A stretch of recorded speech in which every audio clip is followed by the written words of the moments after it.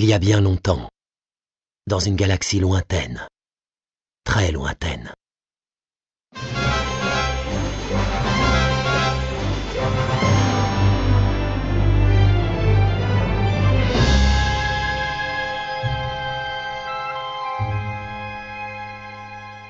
Cette histoire est arrivée il y a bien longtemps, dans une galaxie lointaine, très lointaine. Elle est aujourd'hui terminée, et rien ne pourra la changer. C'est une histoire d'amour et de perte, de fraternité et de trahison, de courage et de sacrifice, et qui voit la mort des rêves. C'est l'histoire de la ligne floue qui sépare ce qu'il y a de pire et de meilleur en nous. C'est l'histoire de la fin d'une époque.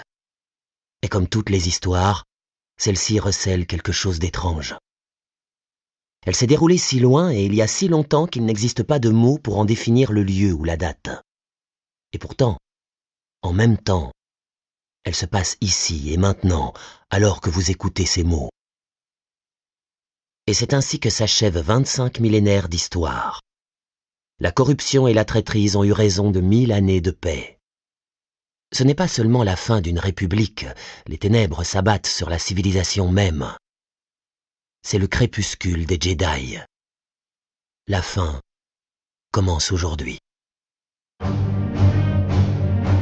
Introduction. L'époque des héros.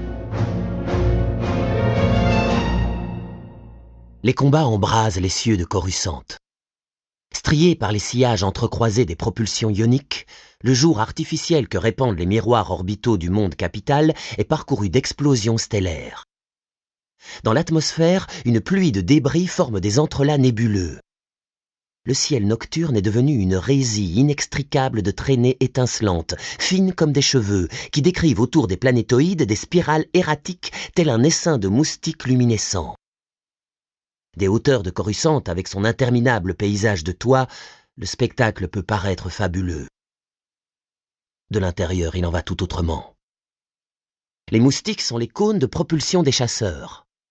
Les lignes brillantes, fines comme des cheveux, sont des tirs de turbolasers, des décharges assez puissantes pour pulvériser une petite ville, et les planétoïdes sont des vaisseaux mers.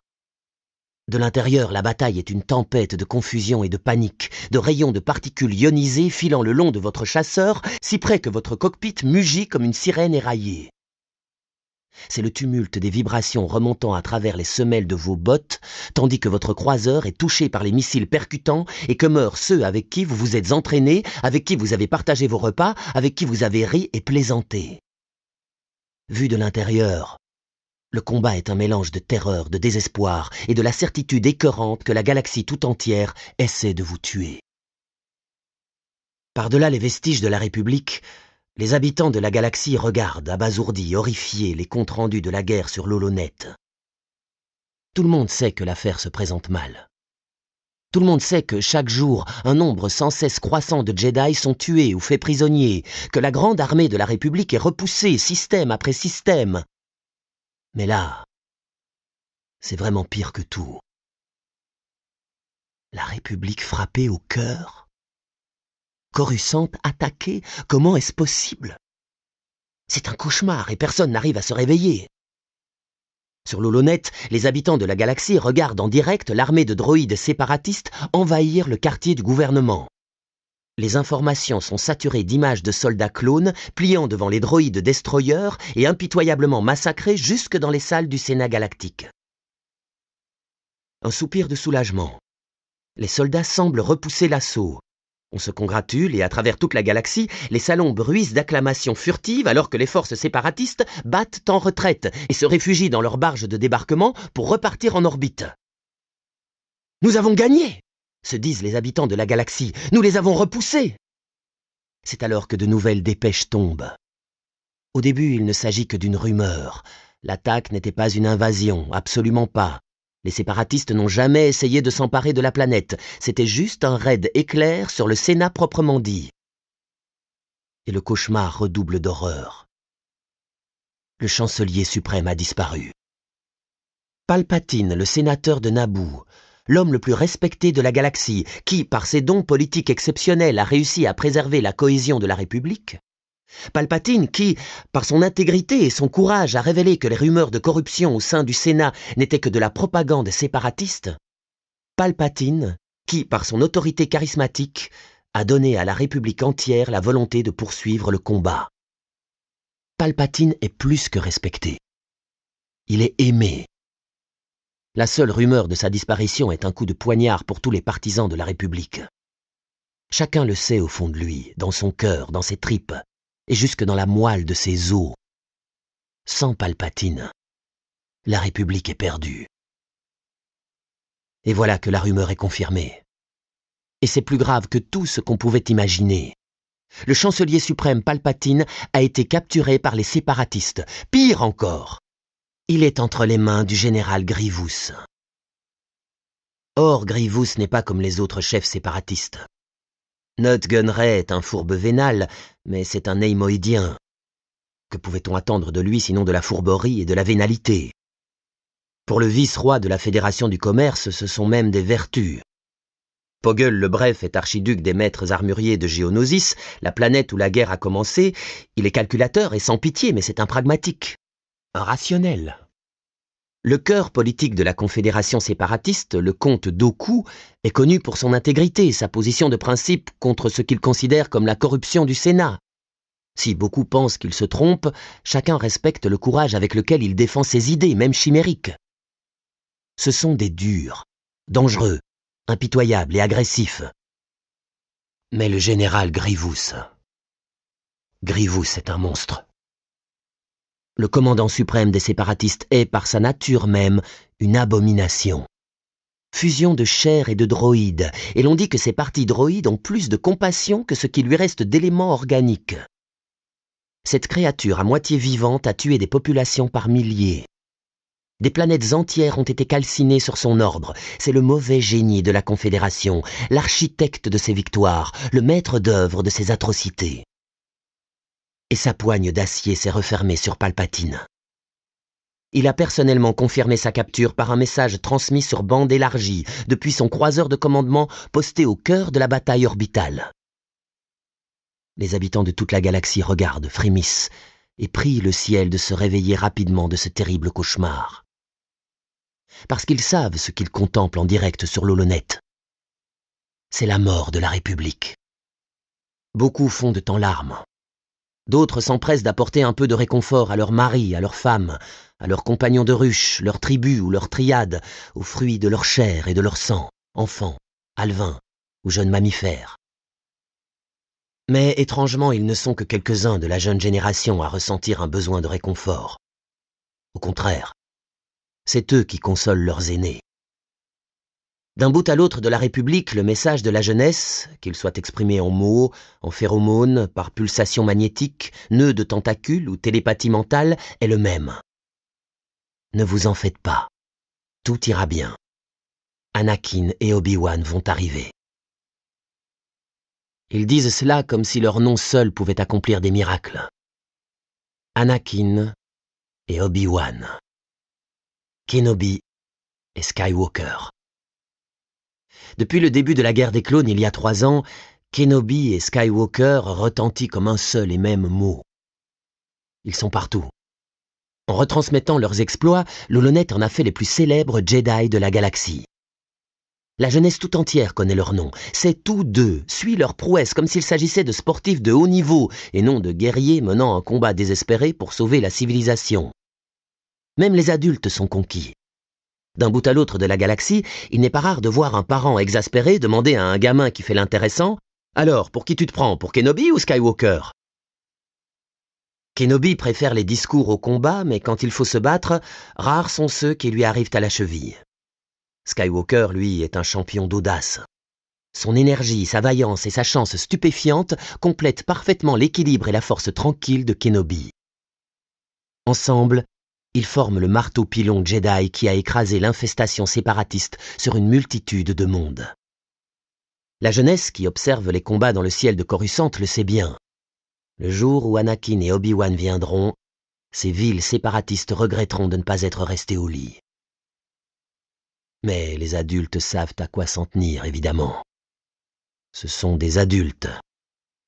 Ils savent que c'est l'holonet qui crée les héros et que dans la vie réelle, Kenobi et Skywalker ne sont, somme toute, que des êtres humains. Et même s'ils sont à la hauteur de leur légende, qui peut dire s'ils arriveront à temps? Qui peut dire où ils se trouvent en ce moment même? Peut-être sont-ils piégés dans un bourbier séparatiste. Peut-être ont-ils été capturés ou blessés, ou peut-être sont-ils morts. Certains adultes vont jusqu'à murmurer qu'ils ont peut-être été abattus. Parce qu'on raconte toutes sortes d'histoires. Pas sur l'holonet, évidemment. L'information est contrôlée par les services du chancelier suprême, et bien que Palpatine soit réputé pour sa droiture, on ne laisserait jamais l'holonet diffuser de telles nouvelles. Mais on entend des rumeurs, et des noms de gens dont les Jedi voudraient bien qu'ils n'aient jamais existé.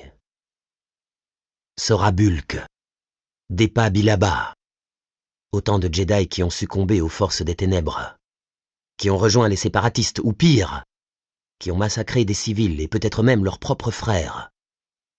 Et les adultes sont tenaillés par un soupçon. On ne peut plus faire confiance aux Jedi. Car même les plus grands d'entre eux peuvent tout à coup, juste comme ça, craquer. Les adultes savent que les héros légendaires ne sont que des légendes et jamais des héros. Et ces adultes-là, leurs enfants ne peuvent pas les réconforter. Palpatine a été capturé. Grievous va s'en tirer. La République va s'effondrer. Aucun être humain ne peut survivre à ce raz-de-marée. Aucun être humain n'essaierait d'ailleurs. Pas même Kenobi et Skywalker. Et c'est ainsi que, d'un bout à l'autre de la galaxie, ces adultes regardent l'holonet avec des cendres à la place du cœur. Des cendres parce qu'ils ne peuvent pas voir deux éclairs de réversion prismatique dans l'espace réel, loin au-delà du puits gravifique de la planète. Parce qu'ils ne voient pas deux chasseurs stellaires laisser froidement derrière eux les anneaux hyperdrive et se jeter dans la tempête des chasseurs vautours séparatistes en faisant feu de tout bois. Deux chasseurs stellaires, des chasseurs Jedi, deux, pas un de plus. Mais deux, ça suffit. Ça suffit parce que les adultes se trompent et que leurs enfants ont raison. C'est peut-être le crépuscule des héros. Mais l'histoire a gardé les meilleurs pour la fin.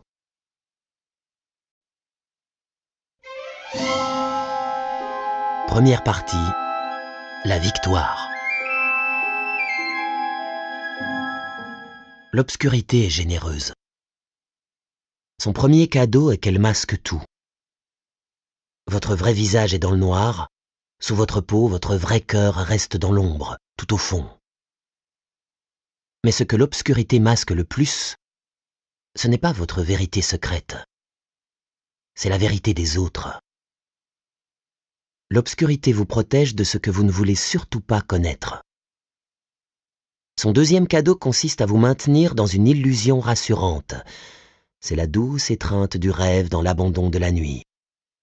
La beauté que l'imagination donne à ce qui serait repoussant dans la lumière crue du plein jour. Mais le plus grand réconfort de l'obscurité est de vous faire croire qu'elle passera, que toute nuit amène un nouveau jour. Car en réalité, c'est le jour qui est éphémère. Le jour est une illusion. Le troisième cadeau de l'obscurité est la lumière elle-même. Comme les jours sont définis par les nuits qui les séparent, comme les étoiles sont définies par les ténèbres insondables dans lesquelles elles tournoient, l'obscurité renferme la lumière et la ramène de ses propres abîmes. À chaque victoire de la lumière, c'est l'obscurité qui gagne. Chapitre 1. Anakin et Obi-Wan.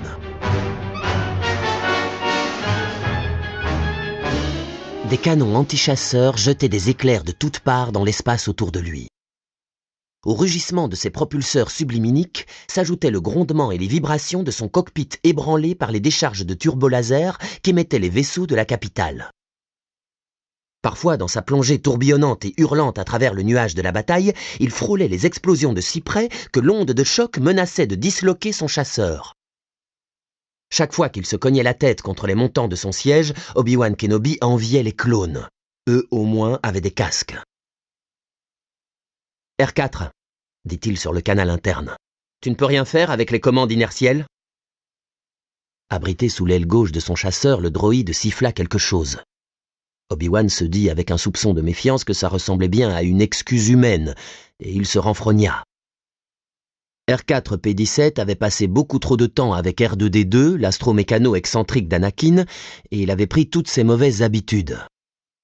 De nouvelles salves de shrapnel encadrèrent sa trajectoire. Il plongea dans la force à la recherche d'un passage sûr à travers l'essaim d'éclats et le réseau crépitant de rayons ionisés. Il n'y en avait pas. Les dents serrées, il grommela quelque chose et fit contourner à son chasseur une autre explosion qui aurait pu littéralement peler son blindage comme un fruit stellaire itorien trop mûr. Il détestait ça. Il détestait ça. Voler, c'était bon pour les droïdes. Les enceintes de son cockpit grésillèrent. « Maître, le droïde qui pourrait vous surpasser aux commandes reste à inventer. » Il arrivait encore que cette voix le surprenne par sa gravité nouvelle, par son calme confiant, sa maturité. Qui aurait pu dire qu'Anakin était hier encore le gamin de 10 ans qui ne cessait de le harceler pour livrer avec lui un combat au sabre laser de la forme 1 ? « Pardon, » marmonna-t-il en plongeant pour éviter de peu, moins d'1 mètre, un tir de turbo-laser. « J'ai parlé tout haut ? » « De toute façon, ça ne changerait rien. Je vous entends penser. »« Vraiment ?» Il leva les yeux au ciel et juste au-dessus de lui vit son ex-padawan voler à l'envers, si près que, sans la verrière de transparacier qui les séparait, ils auraient pu se serrer la main. Obi-Wan lui adressa un sourire. « Encore un cadeau de la Force ? » ?»« Pas de la Force, maître. De l'expérience, si j'en crois ce que vous m'avez toujours enseigné. » Obi-Wan espérait toujours deviner dans la voix d'Anakin un peu de son sourire moqueur de jadis. Mais il ne l'y retrouvait jamais. Plus depuis Jabim. Peut-être même depuis Géonosis. La guerre l'avait comme cautérisé. Obi-Wan essayait encore de temps à autre d'arracher un vrai sourire à son ancien padawan, et chaque fois Anakin s'efforçait de le contenter. Il tâchait désespérément de faire comme si la guerre ne les avait pas changés. « Si tu le dis. » Empoignant le manche, Obi-Wan attira l'attention de son ami, toujours retourné et la tête en bas, sur ce qui se détachait à l'horizon. Droit devant eux, un point lumineux blanc-bleu se divisait en 4 rayons rectilignes comme des lasers. Des propulseurs ioniques. « Et l'expérience te dit de faire quoi avec ces trichasseurs qui nous arrivent dessus ? » ?»« Elle nous dit de décrocher. Par la droite. » Obi-Wan fit aussitôt exactement le mouvement que préconisait Anakin. Mais ils étaient inversés l'un par rapport à l'autre. Obi-Wan fila dans une direction et Anakin partit dans l'autre. Les canons des chasseurs droïdes calcinèrent l'espace qui les séparait et leurs ennemis fondirent sur eux, rendant toute retraite impossible. L'alarme de sa console de bord lança un avertissement sonore. 2 des droïdes avaient verrouillé sur lui leur capteur de proximité. Les autres avaient dû accrocher son partenaire. « Anakin, il se déploie en mâchoire. »« C'est exactement ce que je pensais. » Décrivant plusieurs loopings entre les trichasseurs, ils tentèrent de s'échapper. Les chasseurs droïdes les prirent en chasse, exécutant des manœuvres qui auraient causé la mort de n'importe quel pilote de chair et de sang. La manœuvre dite en mâchoire devait son nom aux mandibules en forme de ciseaux de l'araignée cobra de Kashyyyk.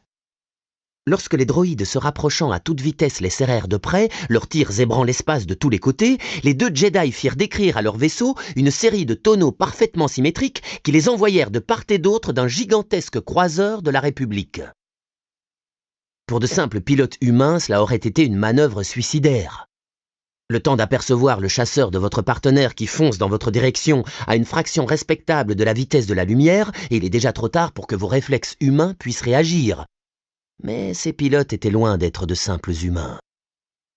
La force appliqua sa poigne sur les commandes et les chasseurs Jedi virèrent puis se croisèrent coque contre coque, assez près pour érafler la peinture de leur carlingue. Les trichasseurs étaient les plus récents et les meilleurs spatiodroïdes de la Fédération du Commerce. Mais ici, même les réflexes électroniques de leur cerveau se révélèrent trop lents. L'un des poursuivants d'Anakin rentra de plein fouet dans l'un de ceux qui l'attaquaient frontalement. Ils disparurent dans une gerbe de flammes. Chargé de débris et de gaz en expansion, l'onde de choc heurta violemment Obi-Wan et déséquilibra son chasseur. Tirant sur le manche, il parvint de justesse à empêcher son appareil de partir en vrille et de venir ravager la coque ventrale du croiseur. Il n'eut pas le temps de redresser que déjà une alarme retentissait à nouveau sur son tableau de bord. L'assaillant survivant d'Anakin avait changé de cible. « Super !» marmonna Obi-Wan. « Pourquoi faut-il toujours que ça m'arrive à moi ?» « Génial !» fit la voix d'Anakin dans les enceintes du cockpit. « Maître, vous les avez tous les deux aux trousses. »« Génial n'est peut-être pas le terme que j'aurais employé, » commenta Obi-Wan en repoussant le manche, virant follement sur l'aile, alors que tout autour de lui, l'espace devenait d'un rouge écarlate et flamboyant. « Il faut qu'on les sépare. »« Plongez à gauche !» fit la voix d'Anakin, froide et dure comme la pierre. « L'extrémité de son turbo-laser est à portée de votre rayon bâbord. Suivez l'axe de ses canons. À partir de là, je m'en occupe. » Facile à dire. Obi-Wan plongea latéralement le long de la gigantesque superstructure du croiseur, auquel les tirs des trichasseurs arrachèrent des bandes de blindage calcinées. Pourquoi dois-je toujours servir d'appât ? Je suis juste derrière vous. R2, accroche-toi. Tandis que les turbocanons refluaient sous l'effet du recul, Obi-Wan fit louvoyer son chasseur si près que la vague d'énergie libérée fit résonner son cockpit comme un gong. Bientôt, les tirs au canon des trichasseurs le frôlèrent par l'arrière. « Anakin, ils sont sur moi !»« Droit devant! Virez à droite pour dégager ma ligne de tir! Tout de suite !» Obi-Wan fit cracher ses moteurs bâbord et le chasseur bascula sur la droite. Derrière lui, l'un des trichasseurs renonça à la poursuite et amorça un virage sur l'aile qui l'amena droit dans l'axe des canons d'Anakin. Il disparut dans un nuage de gaz surchauffé. « Joli tir, R2 !» commenta Anakin. Obi-Wan écoutait son ricanement sec transmis par le système audio du cockpit quand tout fut recouvert par le vacarme des lasers qui balayaient le bouclier ablatif de son aile gauche. « Là, je suis un peu à court d'idées, » fit-il. En quittant l'abri du vaste croiseur de la République, il s'était retrouvé en plein sur la trajectoire qui menait à la courbe incurvée d'un vaisseau de guerre de la Fédération du Commerce. L'espace qui séparait les deux bâtiments était irradié par les échanges au turbolaser, et autour d'eux, certaines des éclatantes décharges d'énergie étaient aussi vastes que son vaisseau tout entier. Un simple frôlement, et il serait atomisé. Obi-Wan fonça droit dedans. Il avait la force pour le guider, alors que le trichasseur n'avait que ses réflexes électroniques, mais des réflexes qui agissaient presque à la vitesse de la lumière. Le trichasseur resta juste derrière lui, comme s'il était remorqué par un câble. Quand Obi-Wan virait sur la gauche et Anakin sur la droite, le trichasseur s'engageait à mi-chemin. De même, lorsque l'un d'eux montait et que l'autre descendait, il réglait ses mouvements sur ceux d'Anakin. Incontestablement, son cerveau droïde avait compris que tant qu'il restait entre les deux Jedi, Anakin ne pouvait lui tirer dessus sans atteindre son partenaire. Mais le trichasseur n'avait pas la même contrainte. Obi-Wan volait à travers une tempête d'aiguilles écarlates. « Pas étonnant que nous perdions la guerre, » marmonna-t-il. « Ils deviennent de plus en plus futés. »« Qu'avez-vous dit, maître ? Je n'ai pas entendu. » D'une impulsion sur le manche, Obi-Wan fit décrire à son chasseur une étroite spirale qui l'amena vers le croiseur de la Fédération. « Je vise la passerelle. »« Bonne idée. J'ai besoin de place pour manœuvrer. » Les tirs au canon se rapprochèrent. Les enceintes du cockpit d'Obi-Wan bourdonnèrent. « Plongez à droite, Obi-Wan. À droite, toute. Ne lui donnez pas prise sur vous. R2, verrouille-toi sur lui. » Le chasseur d'Obi-Wan fila, longeant la courbe que dessinait la coque supérieure du croiseur séparatiste. Les éclairs des canons lourds à éclats fusaient de tous les côtés, alors que les batteries du croiseur essayaient de l'intercepter. Il bascula sur l'aile droite dans la tranchée de service qui filait tout le long du croiseur, si bas et si près du pont que les batteries anti-chasseurs ne pouvaient pas suffisamment incliner leur angle de tir pour faire feu. Mais le trichasseur restait juste derrière lui. Tout au bout de la tranchée de service, les arcs-boutants de l'immense passerelle du croiseur ne laissaient pas un passage suffisant, même pour le petit appareil d'Obi-Wan. Il fit décrire à son chasseur un demi-tonneau qui le projeta hors de la tranchée, vers le haut et le bord d'attaque incliné de la tour. Un jet de ses propulseurs inférieurs, une embardée, et il vira à 3 mètres à peine des hublots avant de la passerelle. Le trichasseur le suivit aveuglément. « Évidemment, » marmonna-t-il. « Ça aurait été trop facile. »« Anakin, où es-tu » L'une des gouvernes de son aile gauche explosa dans un nuage de plasma et Obi-Wan eut l'impression d'avoir été atteint au bras. Il fit basculer une série de connecteurs et tira sur le manche. R4-P17 poussa un hurlement strident. Obi-Wan brancha le comlink. « N'essaie pas d'arranger les choses pour le moment, R4. J'ai déjà tout coupé. »« Je le tiens, » répondit Anakin. « C'est bon. Feu! Maintenant !» Obi-Wan s'appuya à fond sur son aile intacte et son chasseur fusa en un arc presque incontrôlé, très haut, sur la droite, alors que les canons d'Anakin pulvérisaient le dernier trichasseur. Obi-Wan mit les rétrofusées à feu pour stabiliser son chasseur dans l'angle mort, derrière le pont du croiseur séparatiste. Il resta là quelques secondes, le temps de reprendre son souffle et que les battements de son cœur s'apaisent. « Merci, Anakin. C'était... Merci. C'est tout. » « Ne me remerciez pas. C'est R2 qui a tiré. » « Oui. Si tu veux, tu peux remercier ton droïde pour moi aussi. Et, Anakin ? » ?»« Oui, maître. » »« La prochaine fois, c'est toi qui sers d'appât. » Tel est Obi-Wan Kenobi. Un pilote prodigieux qui n'aime pas voler. Un guerrier redoutable qui évite le combat. Un négociateur hors pair qui préfère de loin rester assis à méditer seul dans le silence d'une grotte. Un maître Jedi. Un général de la grande armée de la République. Un membre du Conseil Jedi et qui, en même temps, au fond, sent qu'il n'est rien de tout cela. Qui, tout au fond, se sent encore un padawan. C'est un truisme de l'ordre Jedi que l'éducation d'un chevalier ne commence vraiment que lorsqu'il devient maître. Que tout ce qui compte, le maître l'apprend de son élève. Obi-Wan comprend tous les jours cette vérité. Il rêve parfois de l'époque où il n'avait pas seulement l'impression d'être un padawan, mais où il l'était vraiment. Il rêve que son propre maître, Qui-Gon Jinn, n'est pas mort dans le cœur du générateur à plasma de Sid. Il rêve que la main de son maître, si plein de sagesse, le guide toujours.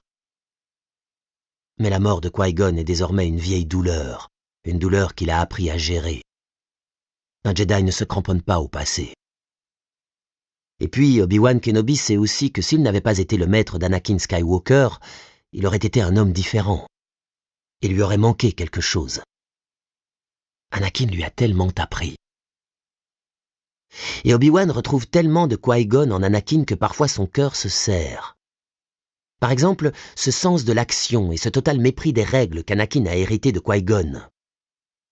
Former Anakin et combattre à ses côtés pendant toutes ces années a débloqué quelque chose chez Obi-Wan. Comme si Anakin avait un peu d'étain sur lui et l'avait délié de son attachement exagéré aux principes, dont Qui-Gon disait toujours que c'était son principal défaut. Obi-Wan Kenobi a appris à se détendre. Il sourit maintenant. Et il lui arrive même de plaisanter, au point de s'être fait connaître pour la sagesse que peut procurer une pointe d'humour. Il ne le sait pas, mais sa relation avec Anakin a fait de lui ce grand Jedi que Qui-Gon avait toujours vu en lui. De tout ça, Obi-Wan n'a absolument pas conscience, et ça lui ressemble bien. Sa nomination au Conseil l'a pris complètement au dépourvu. Aujourd'hui encore, il lui arrive d'être stupéfait de la foi que le Conseil Jedi a en ses facultés et de la confiance qu'il accorde à sa sagesse. Il n'a jamais eu de rêve de grandeur. Tout ce qu'il veut, c'est accomplir la tâche qui lui a été assignée en y mettant le meilleur de lui-même. Il est respecté dans tout l'ordre Jedi pour sa capacité à voir au-delà des choses, ainsi que pour ses talents de guerrier. Il est devenu le héros d'une nouvelle génération de Padawan. Il est le Jedi que leur maître considère comme un modèle. Il est celui à qui le Conseil confie ses missions les plus importantes. Il est modeste, toujours affable, et il ne se disperse jamais. Il est le Jedi ultime. Et il est fier d'être le meilleur ami d'Anakin Skywalker. R2, où est le signal ? De sa prise à côté du cockpit, R2-D2 émit des bips et des sifflements dont Anakin put lire le décryptage sur l'écran de sa console. Scanning, beaucoup de brouillage de signaux EM. Continue à scanner. Il jeta un coup d'œil au chasseur d'Obi-Wan qui se démenait tant bien que mal dans le combat à 100 mètres de sa propre aile gauche. Il s'affole. Je le sens d'ici. Un pépiment. Un Jedi garde toujours son calme. Je doute qu'il trouve ça drôle. D'ailleurs, ça ne l'est pas. Allez, blague un peu moins et scanne un peu plus. Pour Anakin Skywalker, il n'y avait pas de meilleure occasion de s'amuser qu'un combat en chasseur. Mais celui-ci n'était pas amusant. Non parce que toutes les probabilités étaient contre lui, non pas à cause du danger dans lequel il se trouvait. Anakin se moquait des probabilités et ne se croyait pas particulièrement en danger. Ce n'était pas quelque chasseur droïde qui allait impressionner un homme qui savait piloter un module de course depuis son 6e anniversaire et avait remporté la classique de la Bunta à 9 ans, qui était en fait le seul être humain à avoir jamais fini vivant une course de module. En ce temps-là, il utilisait la force sans le savoir.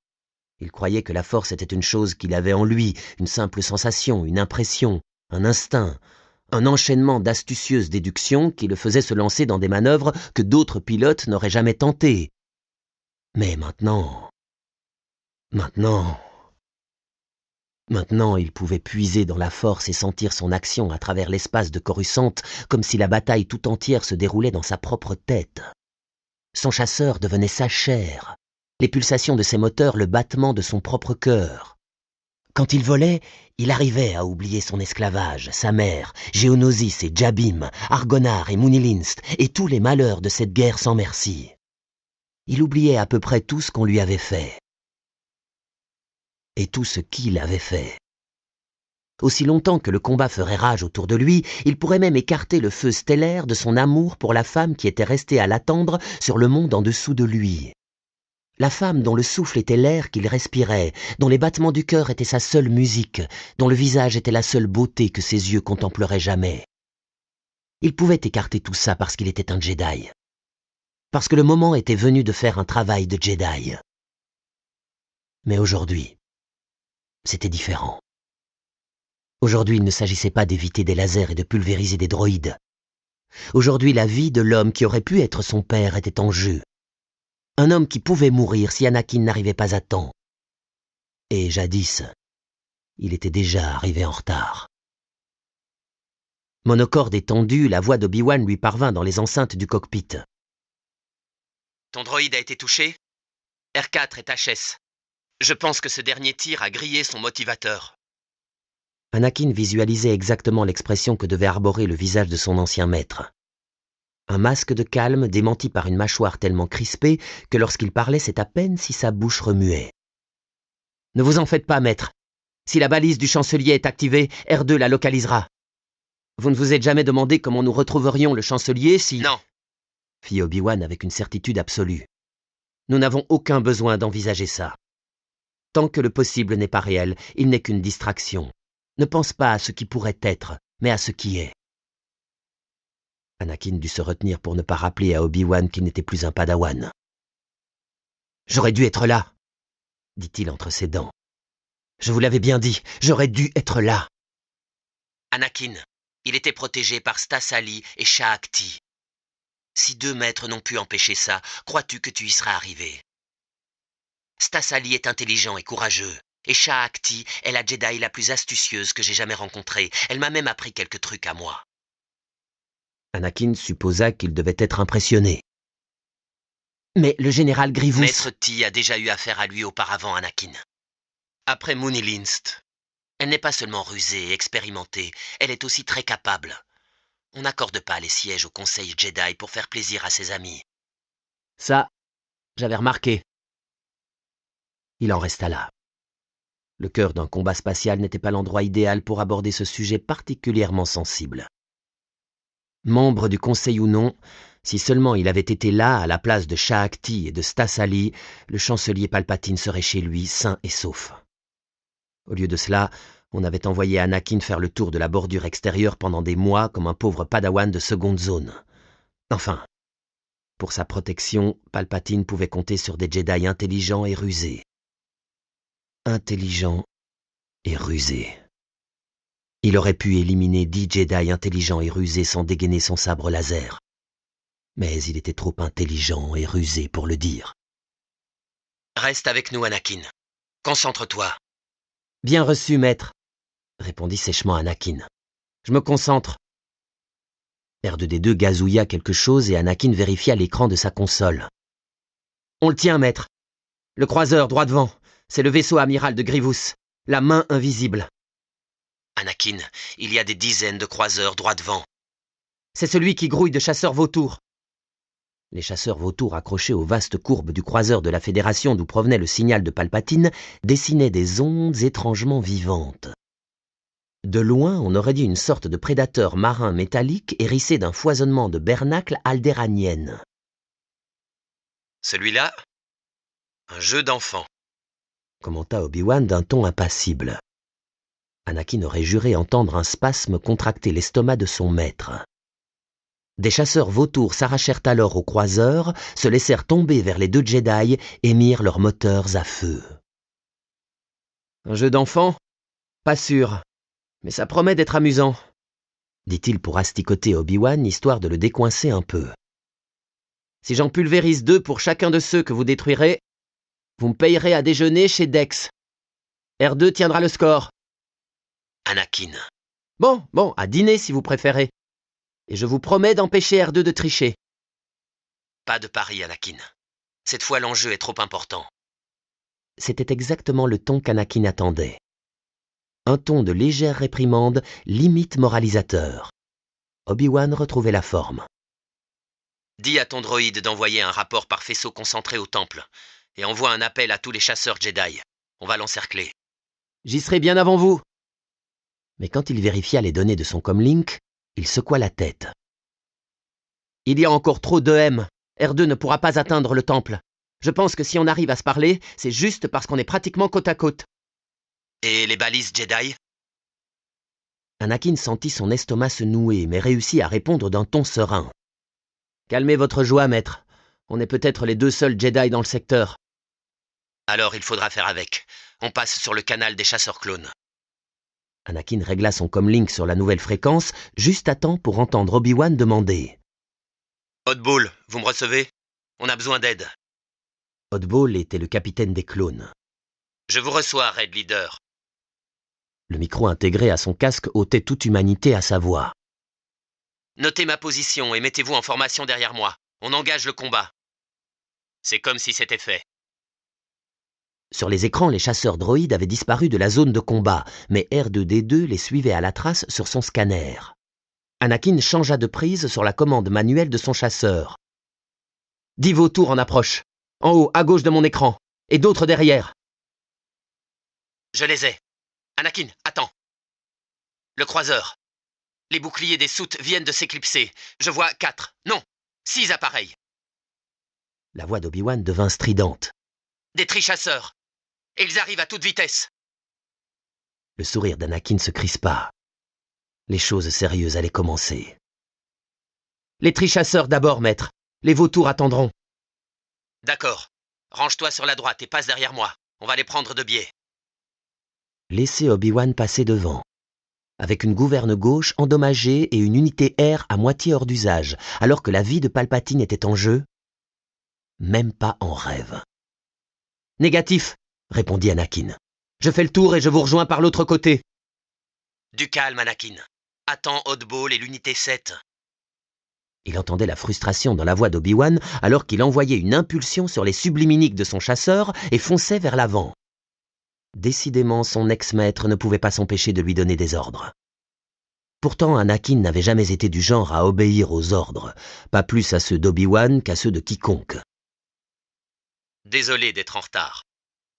La voix digitalisée du clone qui répondait au surnom d'Oddball avait l'air aussi calme que s'il passait une commande au restaurant. « On est sur votre droite, Red Leader. Où est Red 5 ?» Anakin en formation. Mais Anakin filait déjà droit sur les chasseurs de la Fédération du Commerce. « J'arrive !» Le soupir familier d'Obi-Wan lui parvint distinctement sur le comlink. Anakin savait exactement ce que le maître Jedi se disait. La même chose qu'il se disait toujours, qu'il avait encore beaucoup à apprendre. Mais lorsque les chasseurs se mirent à fourmiller autour d'Anakin, son sourire s'affina en une ligne sinistre, et il se dit ce qu'il se disait toujours, qu'on verrait bien ce qu'on verrait. Il s'engagea dans le combat. Son chasseur tournoya, ses canons se mirent à cracher, et de tous côtés des droïdes explosèrent en un nuage de débris et de gaz surchauffés. C'était sa façon à lui de se détendre. Tel est Anakin Skywalker, le plus puissant Jedi de sa génération, de tous les temps peut-être, le plus rapide, le plus fort, un pilote inégalable, un guerrier indomptable, sur terre comme sur mer, dans les airs comme dans le vide de l'espace, personne ne peut rivaliser avec lui.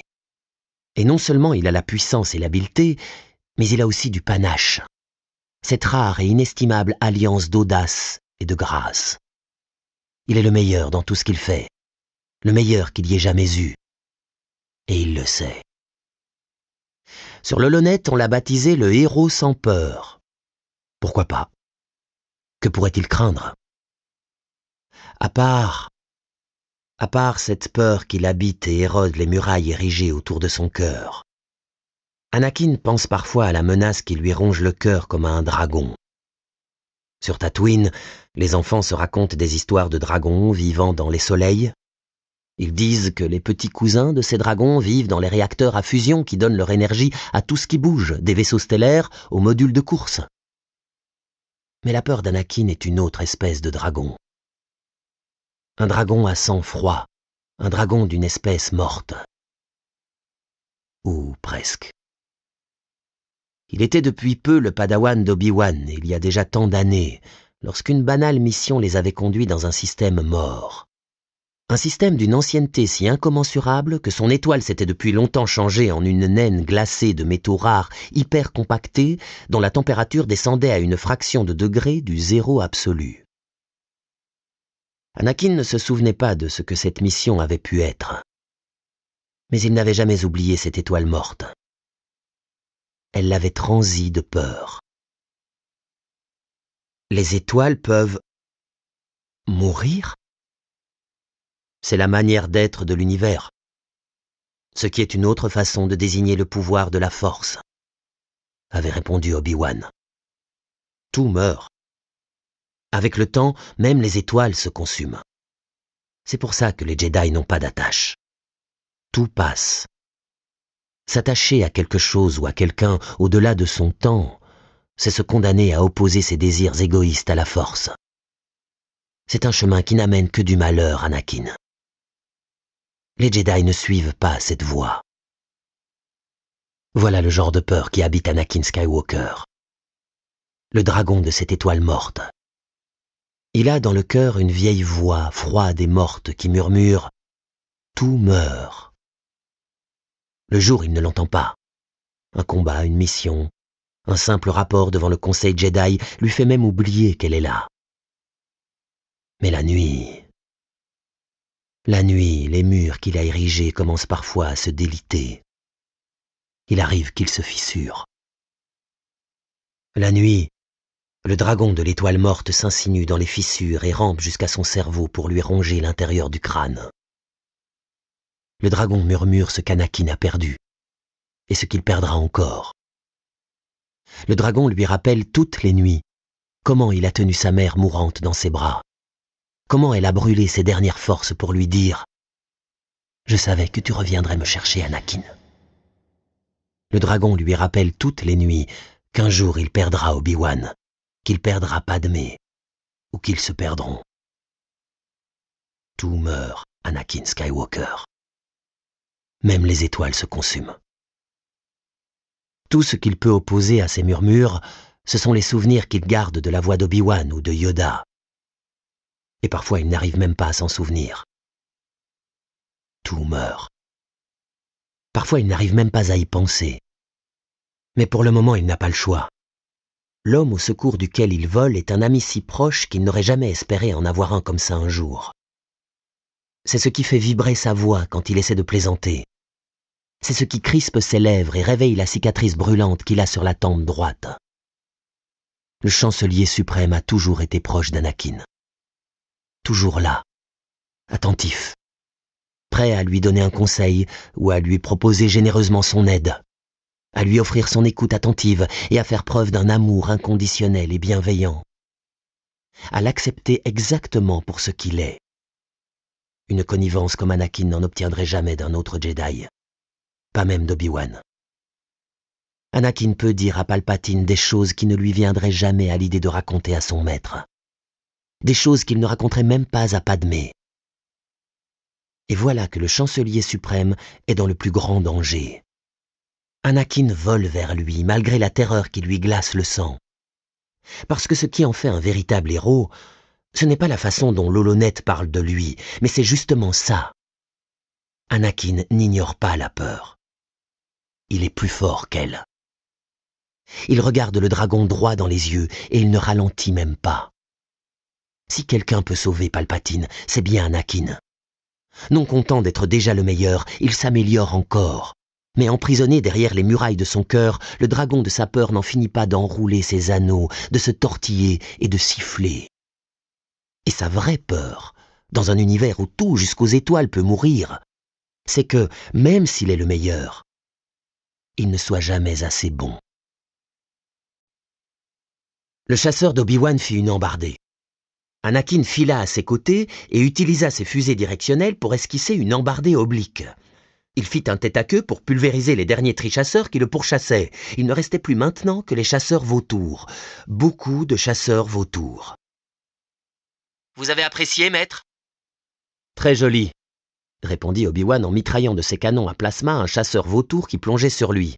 « Mais nous ne sommes pas encore tirés d'affaire. » Le droïde explosa. « Regardez ça !» Anakin effectua un nouveau tête-à-queue et se laissa tomber en feuilles mortes en plein dans une escadrille de chasseurs vautours. En le voyant, ils accélérèrent et Anakin les attira vers le pont supérieur d'un croiseur séparatiste couvert des traînées calcinées laissées par des impacts de rayons laser. « Je vais les faire passer par le chat d'une aiguille. » « Ne les fais passer nulle part. » L'écran de détection zooma sur les vautours lancés à la poursuite d'Anakin. Ils étaient 12. 12. Principe numéro 1 du Jedi au combat, survivre. « Je n'ai pas le choix. Je vais vous dégraisser tout ça. » Obi-Wan appliqua une poussée sur le manche comme si, en le projetant contre la butée, il incitait son vieux chasseur à donner le maximum. Les dégraisser? Et puis quoi encore? « Ne tente rien d'exotique, R4, dit-il comme si le vieux droïde amoché risquait de tenter quoi que ce soit d'exotique. Contente-toi de me maintenir.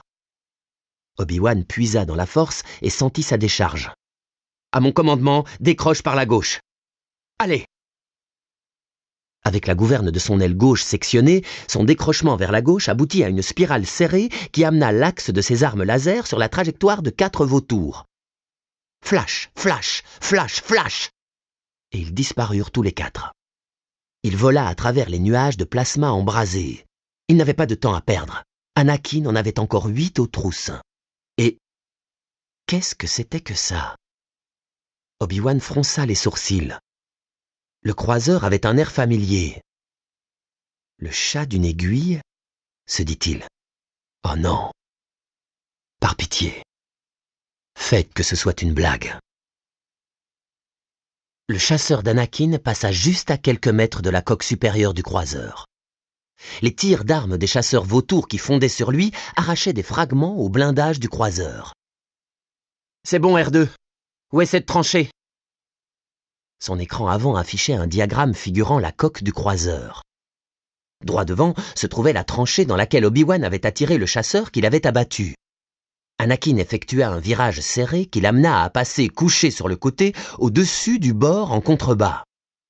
Les parois de la tranchée de service filèrent en dessous de lui alors qu'il fonçait vers la passerelle et sa tourelle tout au bout. De sa position, il ne voyait même pas la minuscule fente qui séparait les 2 pylônes. Avec 8 droïdes vautours à ses trousses, jamais il n'entreprendrait d'escalader le bord d'attaque de la tour comme Obi-Wan l'avait fait. De toute façon, peu importait.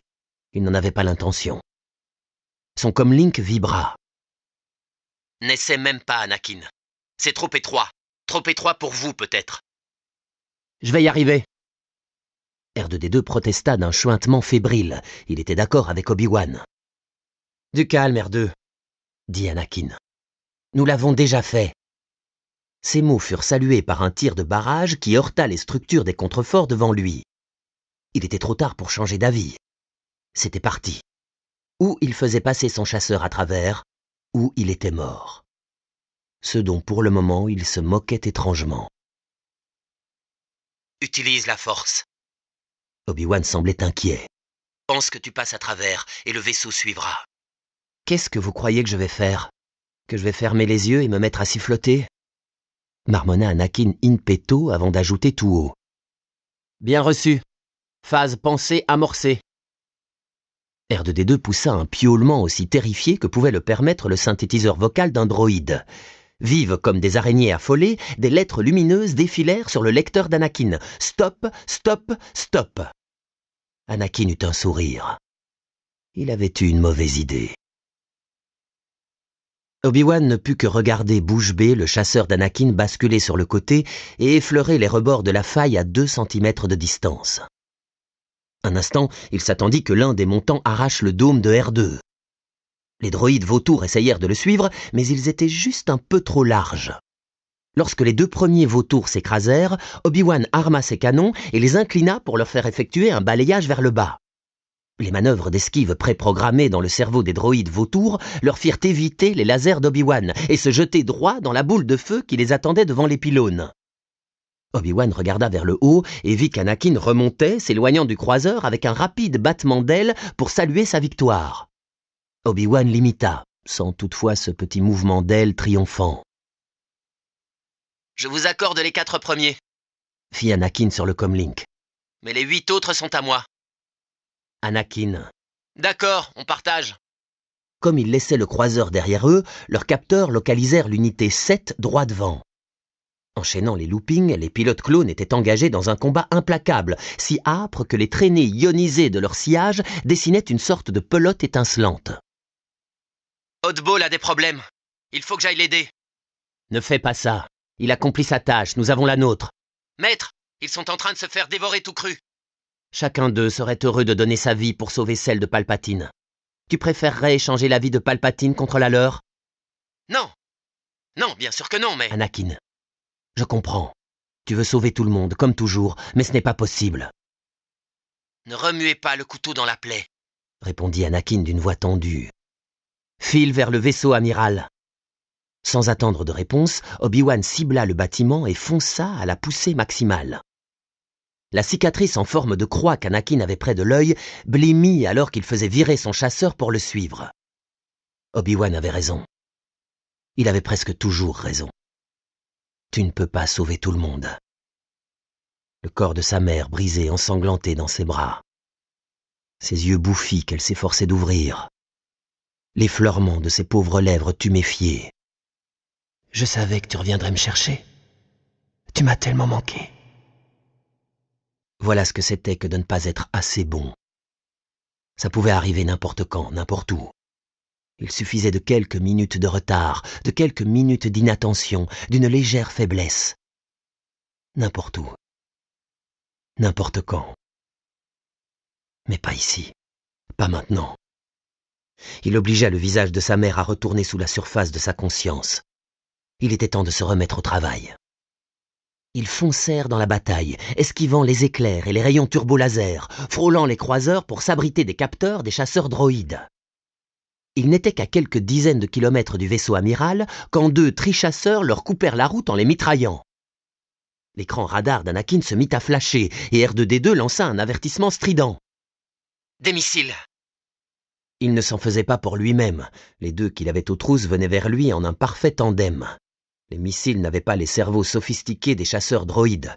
Pour empêcher leurs vecteurs internes de se croiser, l'un d'eux se calait sur le propulseur gauche du chasseur ennemi, l'autre sur son propulseur droit. Un rapide tonneau suffirait pour que les vecteurs se rencontrent. Ce qu'ils firent dans une gerbe de flammes silencieuses. Obi-Wan n'avait pas eu la même chance. Les 2 missiles verrouillés sur ses propulseurs sublimiques n'étaient pas exactement côte à côte. Un tonneau n'aurait servi à rien. À la place, il déclencha la mise à feu de ses rétrofusées et poussa ses propulseurs dorsaux à plein régime afin de diminuer sa vitesse et de piquer du nez sur quelques mètres. Le missile de tête passa au-dessus de lui et partit en vrille dans la bataille orbitale.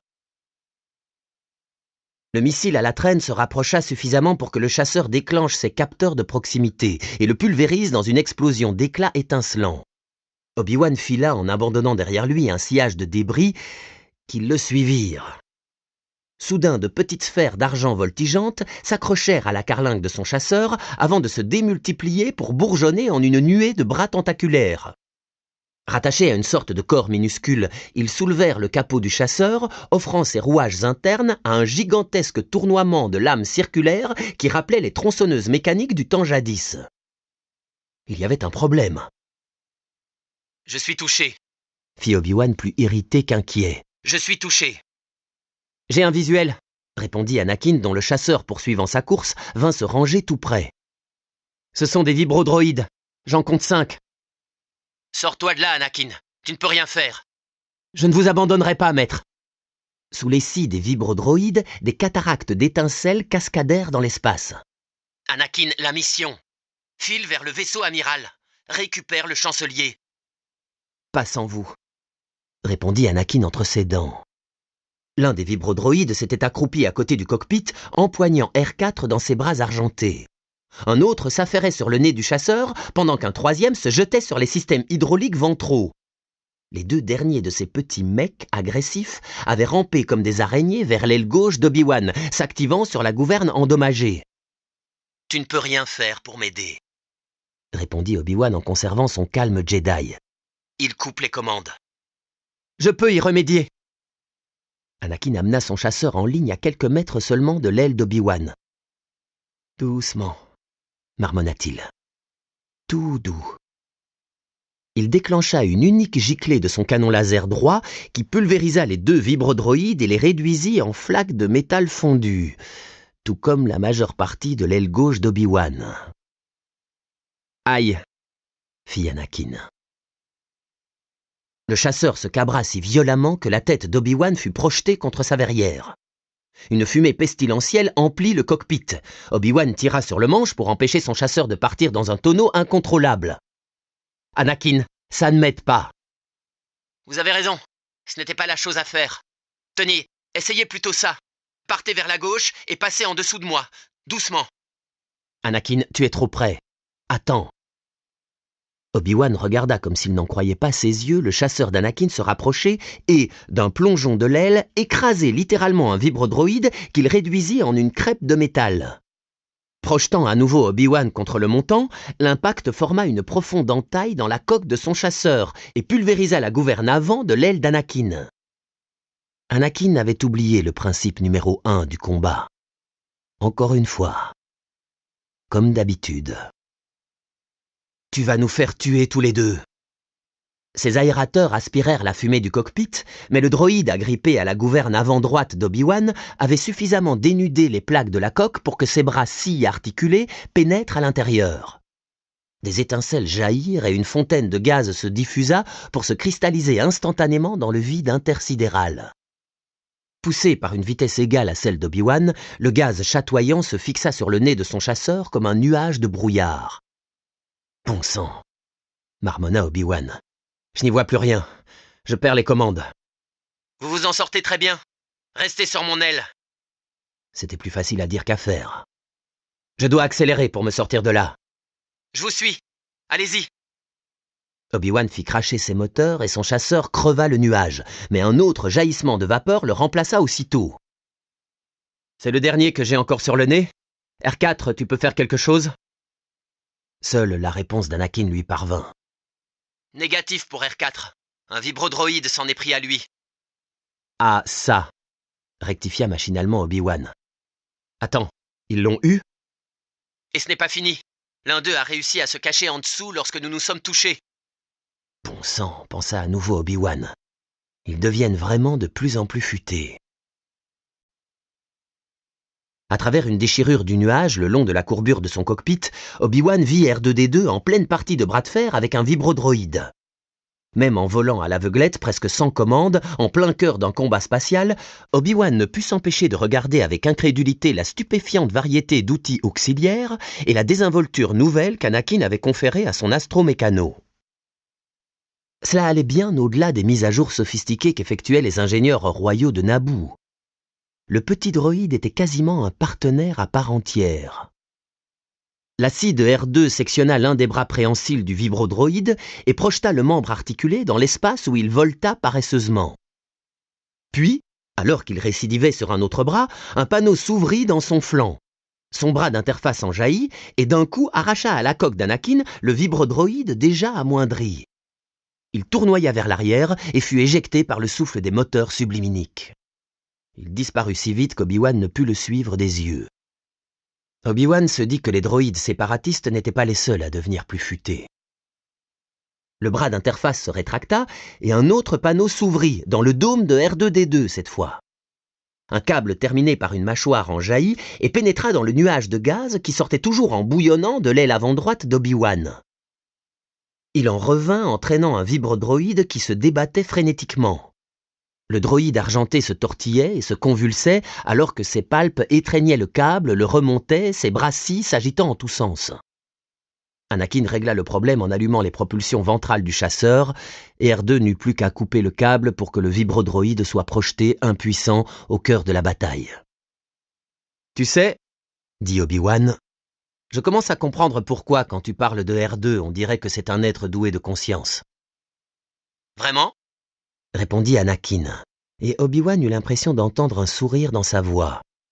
« Vous ne voulez pas plutôt dire que c'est une machine douée de conscience ? » « Ah si, » répondit Obi-Wan en se renfrognant. « Oui, bien sûr. Une machine.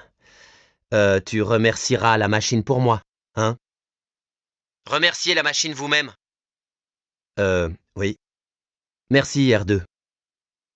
Le comlink lui transmit un sifflement qui voulait manifestement dire « de rien ». Puis les dernières bribes de brouillard se dissipèrent enfin, et le ciel devant eux fut plein de vaisseaux. S'étendant sur plus d'1 kilomètre de la proue à la poupe, le gigantesque vaisseau amiral remplissait soudain tout le ciel. À cette distance, Obi-Wan ne voyait qu'un désert de couleur sable hérissé de pylônes, les turbolasers qui illuminaient l'espace de leur énergie dévastatrice. Et cet immense vaisseau devenait de plus en plus gros. Très vite. « Anakin, on va lui rentrer dedans. »« C'est bien le plan.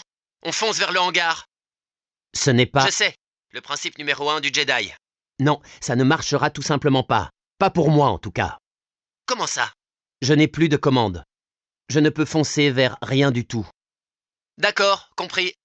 Pas de problème. »« Pas de problème ? » C'est alors que le chasseur d'Obi-Wan résonna comme s'il avait heurté un gong aussi grand que son vaisseau. Obi-Wan, rudement secoué, se tordit la tête afin de voir l'autre chasseur juste au-dessus de sa queue, au sens propre du terme. La gouverne principale gauche d'Anakin était à une largeur de main à peine des propulseurs sublimiques d'Obi-Wan. Anakin lui était rentré dedans. Exprès. Et il recommença. Clang !« Qu'est-ce que tu fais ?»« Je vous aide, » fit la voix d'Anakin calme, tendue, concentrée, « à rectifier un peu votre trajectoire. » Obi-Wan secoua la tête. C'était rigoureusement impossible. Aucun autre pilote n'aurait tenté une chose pareille.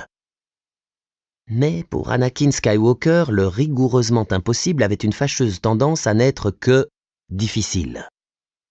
Il se dit qu'il aurait dû y être habitué depuis le temps. Pendant que ses pensées vagabondaient dans son esprit, il regardait sans le voir un vacillement d'énergie de couleur bleue qui emplissait l'ouverture béante du hangar juste devant eux. Avec un temps de retard, il réalisa ce qu'il regardait. « Oh, se dit-il, ça c'est mauvais. »« Anakin » commença Obi-Wan. Il tenta de reprendre les commandes en main par l'intermédiaire de son manche, mais en vain. Anakin se redressa et bascula ses gouvernes en direction d'un tas de débris jetant des étincelles et qui avait été R4.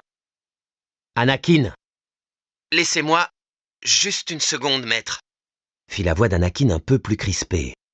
« Ce n'est pas tout à fait aussi facile que ça en a l'air. » Il y eut un choc assourdi, puis un autre, plus violent, et un bruit de frottement, de grincement de métal qu'on arrache.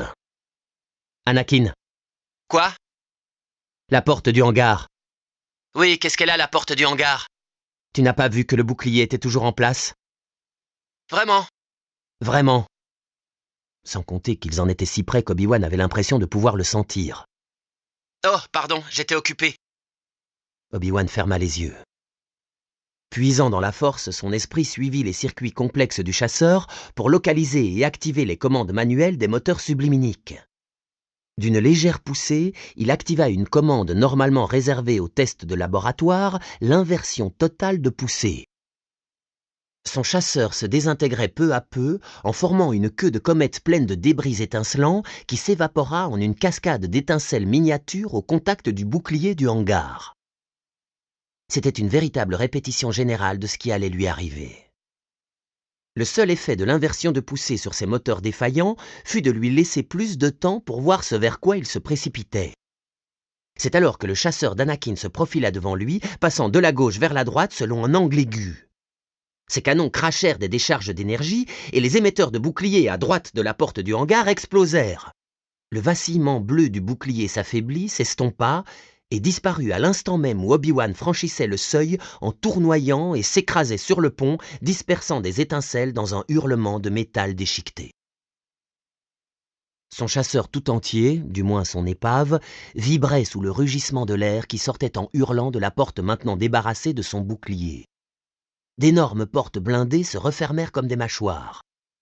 Un nouveau contact de la force sur le clavier manuel coupa les moteurs, mais Obi-Wan ne parvint pas à actionner les boulons explosifs de sa verrière, et il eut le mauvais pressentiment que ces boulons étaient la seule chose de son appareil qui n'allait pas exploser. Son sabre laser trouva sa main et une énergie bleue en jaillit. Tout d'un coup, il fit voler la verrière qui fut emportée par le tourbillon d'air s'échappant dans l'espace et qui prit immédiatement en glace. Obi-Wan se laissa emporter alors que le cercueil volant qui était devenu son appareil explosait enfin. Il encaissa l'onde de choc tout en laissant la force rétablir son équilibre et se posa avec la souplesse d'un chat dans le sillon noirci, encore assez brûlant pour calciner la semelle de ses bottes, que son atterrissage avait creusé dans le pont. Le hangar était plein de droïdes soldats. Il sentit ses épaules tomber et ses genoux ployer, puis son sabre laser se dressa devant son visage. Ils étaient beaucoup trop nombreux pour qu'il les combatte seul. Mais Obi-Wan s'en moquait. Il était enfin sorti de son chasseur dévasté. D'une dernière impulsion sur le manche, Anakin glissa son appareil dans le hangar à travers un déluge de débris et de gaz instantanément congelés. Il franchit les dents des portes blindées qui se refermaient au moment même où la verrière d'Obi-Wan fusait vers le ciel. Le vaisseau d'Obi-Wan était un tas de détritus luisants qui semblaient ponctuer une longue trace fumante. Obi-Wan en personne, la barbe hérissée de givre, le sabre laser flamboyant, se tenait debout au milieu d'un cercle de droïdes de combat qui se rapprochaient de lui. Dans un dérapage, Anakin immobilisa son chasseur en voyant valser des droïdes en tous sens avec le rayon de particules de ses moteurs subluminiques et pendant une seconde, il eut à nouveau 9 ans. Il était aux commandes d'un appareil dans le hangar royal de Sid, et pour la première fois, il faisait tirer les vrais canons d'un vaisseau qui pulvérisait des droïdes de combat. En cet instant, il aurait fait la même chose si Palpatine n'avait pas été quelque part à bord de ce bâtiment. Il pourrait avoir besoin de l'une des navettes légères de ce hangar pour ramener le chancelier sain et sauf sur Coruscant. Les ricochets de quelques dizaines de tirs au canon risquaient de toutes les détruire. Il allait être obligé de faire ça à la main. Il appuya sur un bouton faisant sauter la verrière de son cockpit et, prenant appui sur l'aile, jaillit de son chasseur. Les droïdes de combat ouvrirent le feu instantanément et le sabre laser d'Anakin se mit à briller. « R2, trouve-moi une fiche d'interface. » Le petit droïde lui répondit dans un sifflement et Anakin s'autorisa un imperceptible sourire. Il y avait des moments où il avait vraiment l'impression de comprendre son code électrosonique. « Ne t'en fais pas pour nous. Trouve Palpatine. Allez, vas-y, je te couvre. » R2 jaillit de son logement et bondit sur le pont. Anakin sauta devant lui dans une avalanche de tirs laser et laissa la force guider sa lame. Dans un véritable feu d'artifice, les droïdes de combat commencèrent à s'effondrer. « Trouve-moi cette interface !» Anakin devait hurler pour se faire entendre dans le gémissement des blasters et des explosions de droïdes. « Je vais chercher Obi-Wan !»« Pas la peine !» Anakin fit volte-face et constata que le maître Jedi était debout juste derrière lui et trépanait un droïde de combat. « J'apprécie l'intention, Anakin, » dit-il avec son gentil sourire. « Mais, en l'occurrence, c'est plutôt moi qui suis venu te chercher. » Tels sont enfin Obi-Wan et Anakin. Plus proches que des amis, plus proches que des frères. Obi-Wan a 16 ans de plus qu'Anakin. Mais c'est ensemble qu'ils sont devenus des hommes. Incapables d'envisager la vie l'un sans l'autre tant la guerre a fondu leurs deux vies en une. La guerre qui a permis cela n'est pas la guerre des clones. Obi-Wan et Anakin ont commencé leur guerre sur Naboo, lorsque Qui-Gon Jinn trouva la mort de la main d'un seigneur Sith. Ensemble, le maître, le padawan et les chevaliers livrent bataille depuis 13 ans. La guerre est leur vie, et leur vie est une arme. On pourra dire ce qu'on voudra de la sagesse du vieux maître Yoda ou de l'habileté implacable du sombre Mace Windu, du courage de Ki-Adi-Mundi ou des menées subtiles de Shaak-Ti. Si la grandeur de tous ces Jedi ne fait aucun doute, la légende qui entoure Kenobi et Skywalker les fait pâlir. Ils sont sans égal. Ensemble, rien ne peut les arrêter. Ils sont invincibles. Ils sont le recours ultime de l'ordre Jedi. Quand les gens de bien doivent absolument, impérativement gagner, l'appel est lancé, et Obi-Wan et Anakin répondent toujours présents. L'astuce légendaire d'Obi-Wan l'emporte-t-elle sur la puissance brute d'Anakin, son caractère entier, son refus des règles ? D'un bout à l'autre de la République, la question est à l'origine de beaucoup de bagarres dans les cours d'école, d'empoignades dans les maternelles et de guerres de boules puantes dans les centres de clonage. De toute façon, tout le monde finit toujours par reconnaître que ça n'a aucune importance. Anakin et Obi-Wan ne se battraient jamais l'un contre l'autre. Ils ne pourraient pas. Ils forment une équipe. Ils sont l'équipe. Et ils sont sûrs, l'un comme l'autre, qu'il en sera toujours ainsi.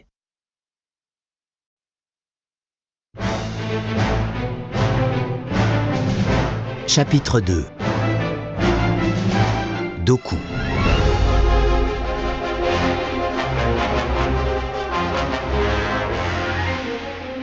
La tempête de tirs au blaster qui faisait rage dans le hangar cessa brusquement.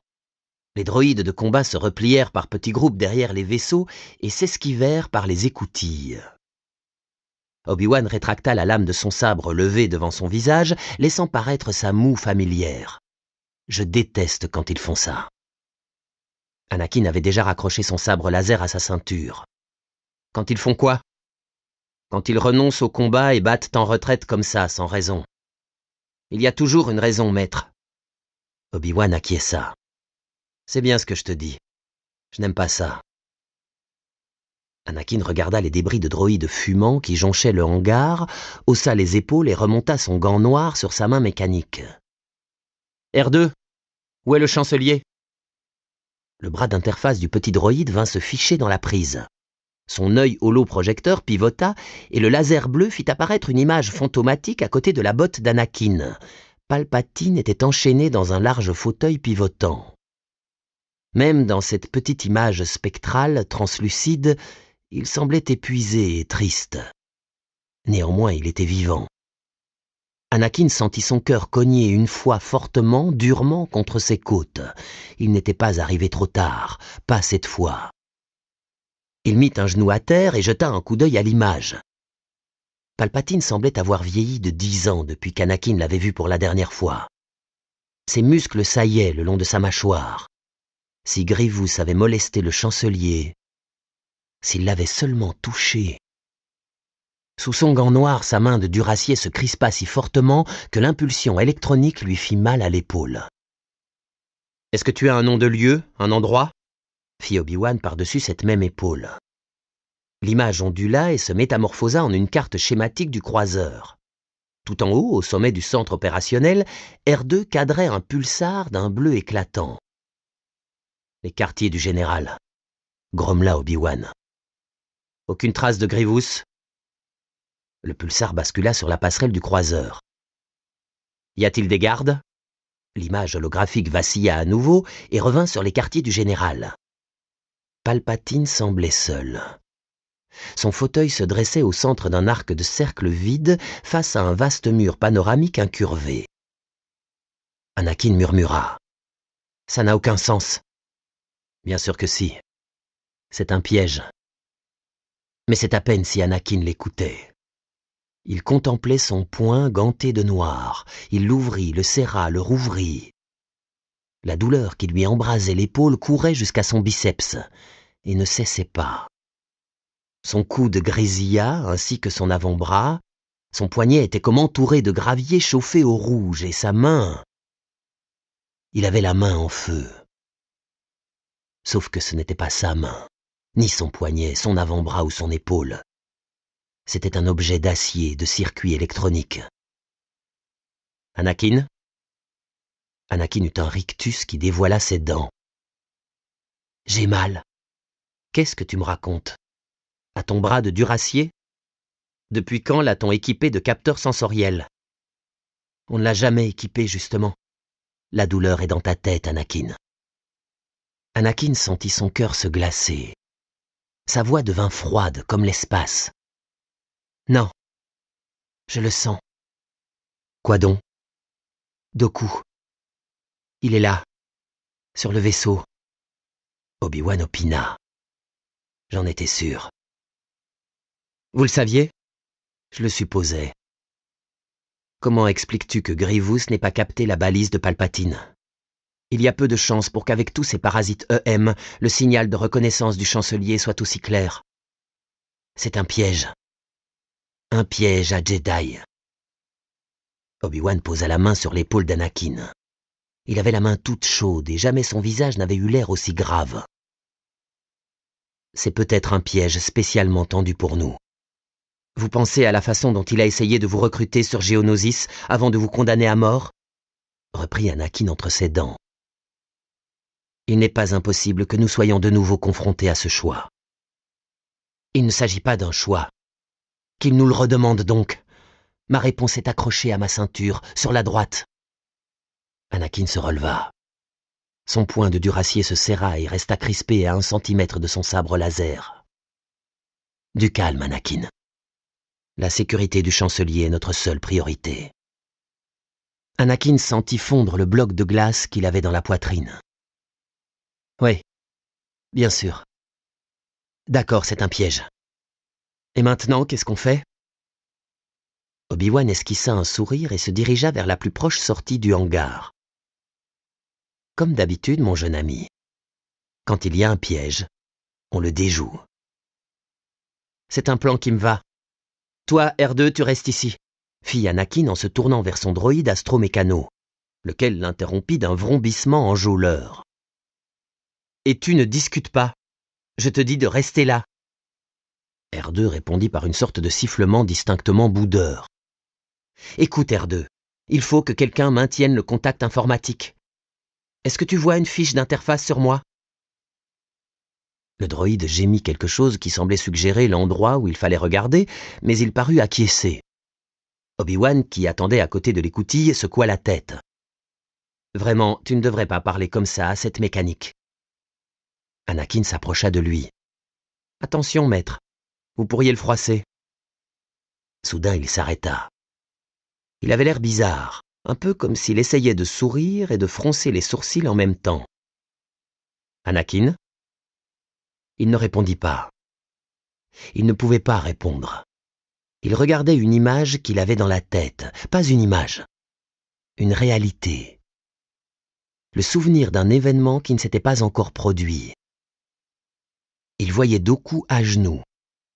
Il voyait des sabres laser croisés sur la gorge du comte. La grisaille qui lui embrumait le cœur se dissipa, la grisaille de Jabim, d'Argonar, de Kamino, et même du Cantusken. Pour la première fois depuis de trop longues années, il se sentit jeune. Jeune comme il l'était. Jeune et libre, et riche d'une lumière intérieure. Maître, sa voix semblait être celle de quelqu'un d'autre. Quelqu'un qui n'avait pas vu ce qu'il avait vu, qui n'avait pas vécu ce qu'il avait vécu. Maître, c'est ici. Et maintenant, que vous et moi... Oui, il cligna des yeux. Je pense que nous allons gagner la guerre. Sur le vaste hémisphère du mur panoramique, des fleurs de lumière bourgeonnaient et s'estompaient au gré des combats. Des algorithmes complexes traduisaient en images visibles à l'œil nu la guerre qui faisait rage dans l'orbite du monde capital. Des croiseurs qui, situés à des centaines de kilomètres les uns des autres, échangeaient des tirs à une vitesse voisine de celle de la lumière, semblaient presque coq à coq, reliés par des câbles de feu pulsatifs. Les tirs de turbolaser devenaient des traits fulgurants de lumière qui se brisaient en éclats prismatiques contre les boucliers ou explosaient tels des mini-supernovas engloutissant des bâtiments de guerre entiers. Les invisibles essaims formés par les affrontements des chasseurs évoquaient la danse étincelante des phalènes à la fin du trop bref printemps de Coruscant. Au centre de l'espace vide formé par cette immense fresque courbe, de ce carnage visualisé par le filtre de l'informatique, se dressait un seul meuble, un fauteuil. Le fauteuil du général. Il se trouvait dans les quartiers situés au sommet du centre opérationnel du vaisseau amiral. Tournant le dos à ce fauteuil et à l'homme qui y était attaché, les mains croisées derrière lui, sous sa cape d'armure tissée en soie, se tenait le comte Dooku, alias Dark Tyrannus, seigneur Sith. Il contemplait l'œuvre de son maître et la trouvait bonne. Mieux que ça. Magnifique. Même les occasionnels tremblements du pont sous ses bottes, lorsque le vaisseau tout entier vibrait sous le choc des torpilles ennemies et des explosions de turbolaser, retentissaient à ses oreilles comme des applaudissements. Dans son dos, le système de communication holographique du vaisseau émit un bourdonnement annonçant une voix à la fois électronique et très expressive. C'était comme si un homme avait parlé à travers le vocodeur d'un droïde. « Seigneur Tyrannus, Kenobi et Skywalker viennent d'arriver. » Très bien. Conduis-les vers moi. Dooku n'eut pas d'autre réaction. Il les avait tous les deux sentis à travers la force. « Seigneur, permettez que je vous fasse à nouveau part de mes objections. » Dooku se retourna. De sa stature impérieuse, il jaugea l'image holographique bleue du commandant de la main invisible. « Vos objections ont été entendues, général. Laissez-moi les Jedi. » « Mais les conduire à vous, c'est aussi les mener directement au chancelier. D'ailleurs, pourquoi le garder à bord de ce vaisseau? Il devrait être caché et sous bonne garde. Nous aurions dû l'expédier hors du système depuis déjà des heures. » « Si les choses sont ainsi, répondit le comte Dooku, c'est parce que le seigneur Sidious souhaite qu'elles soient ainsi.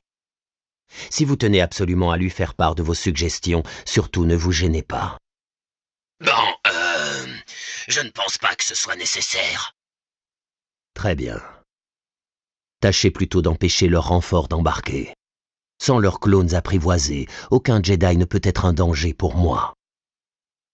Le pont eut une secousse plus forte, suivie d'un changement brutal de gravité artificielle qui aurait fait vaciller tout autre que lui. Mais la force maintenait la digne fermeté de sa posture, et Dooku n'eut qu'un imperceptible haussement de sourcils. « Et puis-je vous suggérer de consacrer une attention toute particulière à la protection de ce vaisseau? Sa destruction alors que nous sommes à bord pourrait quelque peu entraver l'effort de guerre, ne croyez-vous pas ? » « C'est déjà chose faite, Seigneur. Monseigneur désire-t-il visualiser la progression des Jedi? Je peux connecter les moniteurs de sécurité sur votre canal. » Merci, général. Bien volontiers. Je reconnais bien la courtoisie de votre seigneurie.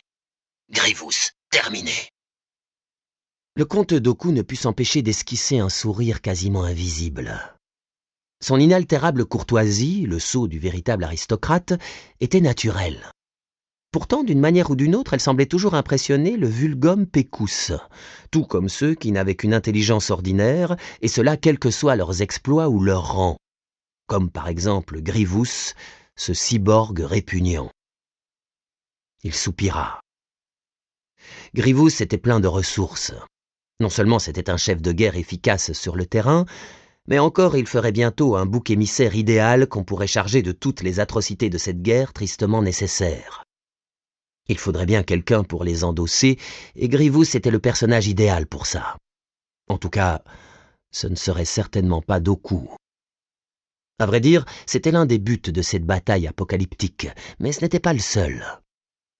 L'image bleue scannée devant lui révéla des miniatures de Kenobi et Skywalker comme il les avait déjà vues des centaines de fois, épaule contre épaule, leurs sabres laser tournoyant tandis qu'ils démantelaient les droïdes à la chaîne. Convaincus de gagner alors qu'ils étaient précisément rabattus là où les seigneurs Sith voulaient les conduire. De vrais enfants. Dooku secoua la tête.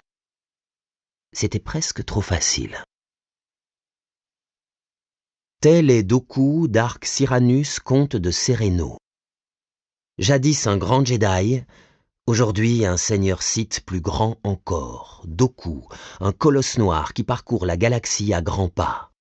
Némésis de la République corrompue, porte-étendard de la Confédération des systèmes indépendants, il est l'incarnation même du choc et de l'effroi.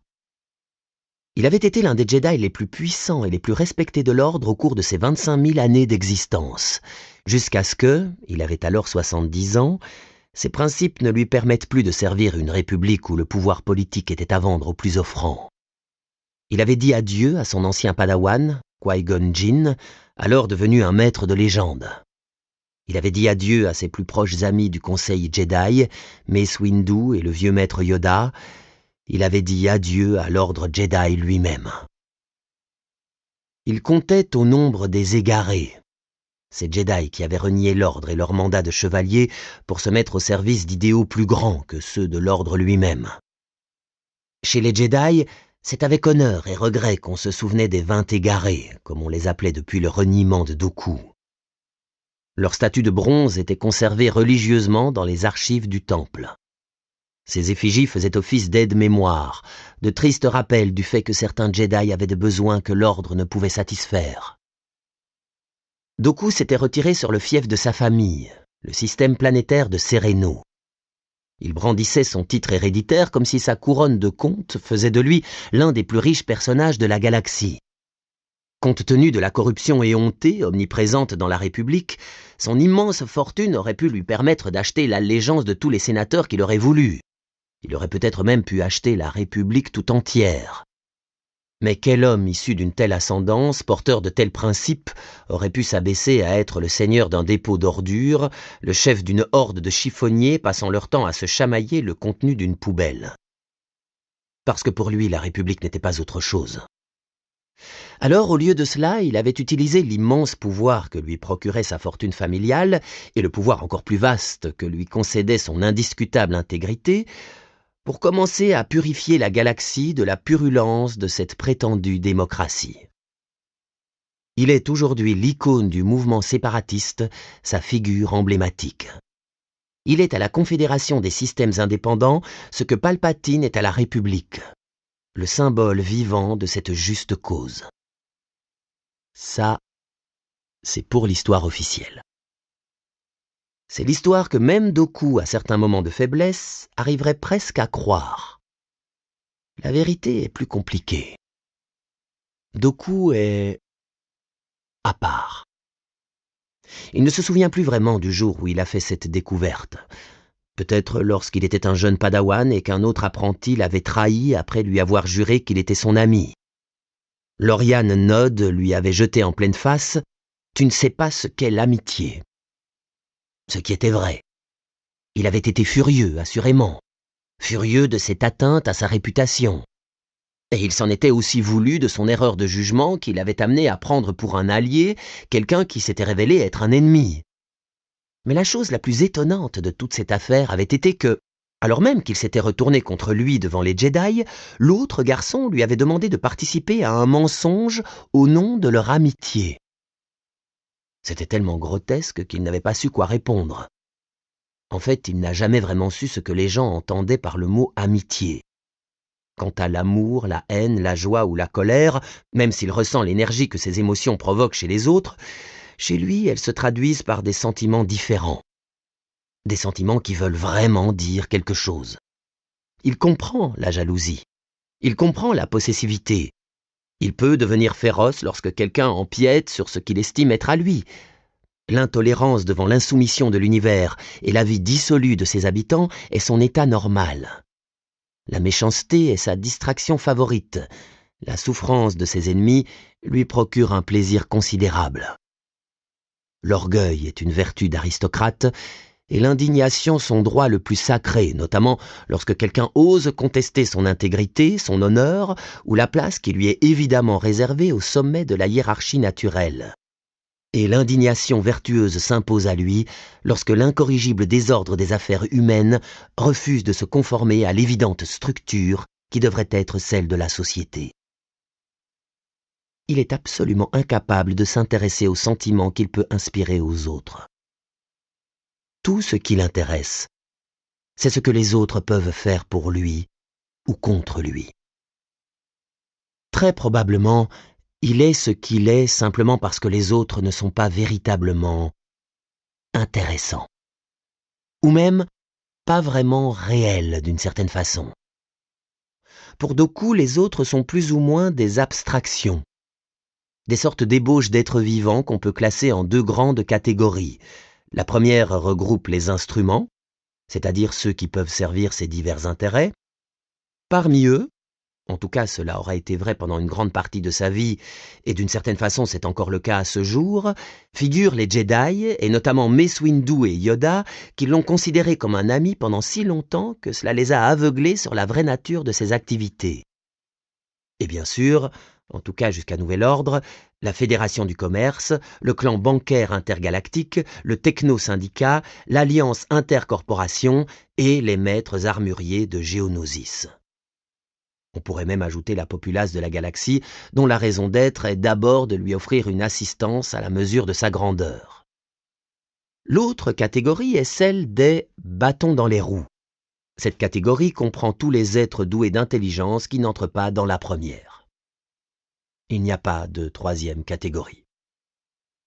Un jour, peut-être qu'il n'y aura même plus de seconde catégorie. Être un bâton dans les roues, aux yeux du comte Doku, est synonyme de condamnation à mort. Une condamnation qu'il prévoit d'ailleurs d'infliger à ses instruments habituels. Les dirigeants des organisations sus-mentionnées, la Fédération du commerce, le clan bancaire intergalactique, le techno-syndicat, l'Alliance intercorporation et les maîtres armuriers de Géonosis. La traîtrise est la manière d'être des Sith. Le comte Doku regardait avec un vague dégoût les holoscans bleutés montrant les tentatives grotesques de Kenobi et Skywalker pour échapper à une meute de droïdes destroyers en entrant et en sortant de capsules de turbo-ascenseurs qui montaient et descendaient et se déplaçaient même latéralement.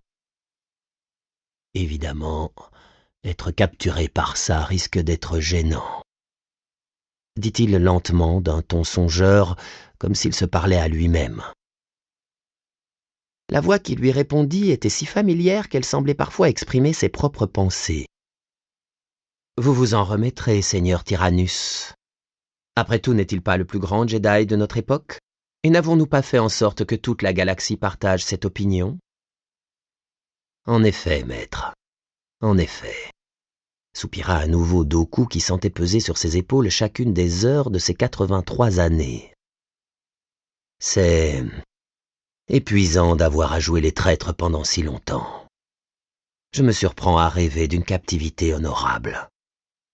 Une captivité qui lui permettrait de passer confortablement le reste de la guerre et d'abjurer ses anciennes allégeances, lorsqu'il feindrait de découvrir la véritable ampleur des crimes perpétrés par les séparatistes contre la civilisation et s'allierait au nouveau gouvernement avec une réputation intacte d'intégrité et d'idéalisme. Le nouveau gouvernement. C'était l'étoile qu'il avait suivie durant ces nombreuses années. Un gouvernement intègre, pur, direct. Pas l'un de ces melting pots anarchiques mis en place pour le bas peuple abruti et les sous-races de créatures qui constituaient cette république qu'il exécrait. Le gouvernement qu'il servirait serait l'autorité personnifiée. L'autorité humaine. Ce n'était pas un hasard si les puissances fondamentales de la Confédération des systèmes indépendants étaient composées de Néimoïdiens, de Skakoan, de Quarren et d'Aqualish, de Moon et de Gossam, de Saïmirsiens, de Kourivar et de Géonosiens. La guerre terminée, les non-humains seraient écrasés, dépossédés de tous leurs biens, et leur système, avec leurs richesses, reviendrait aux seuls êtres dignes de confiance. Les êtres humains. Doku servirait un empire d'hommes. et il le servirait de tout son être. Il était né pour ça. Il balayerait l'ordre Jedi pour en construire un nouveau, qui, cette fois, ne serait pas confisqué par toutes ces méprisables petites créatures corrompues, égoïstes, qui se targuaient de faire de la politique. Mais un ordre libre d'apporter la vraie autorité et la vraie paix à la galaxie qui en avait si cruellement besoin. Un ordre qui ne négocierait pas, qui ne transigerait pas. Un ordre qui régnerait par la force. Les rescapés de l'ordre Jedi deviendraient l'armée Sith, le bras armé de l'Empire. Et ce bras armé verrait son pouvoir surpasser les rêves les plus sombres des Jedi. Les Jedi n'étaient pas les seuls à utiliser la force dans la galaxie. De Apes à Arunkal, de Kifu à Dathomir, des humains et des presque-humains puissants capables d'utiliser la force avaient refusé de livrer leurs enfants à l'ordre Jedi pour qu'ils le servent à jamais. Ils ne refuseraient pas aussi facilement lorsqu'ils auraient affaire à l'armée Sith. Ils n'auraient pas le choix. Fronçant les sourcils, Dooku regarda l'holoscan de Kenobi et Skywalker.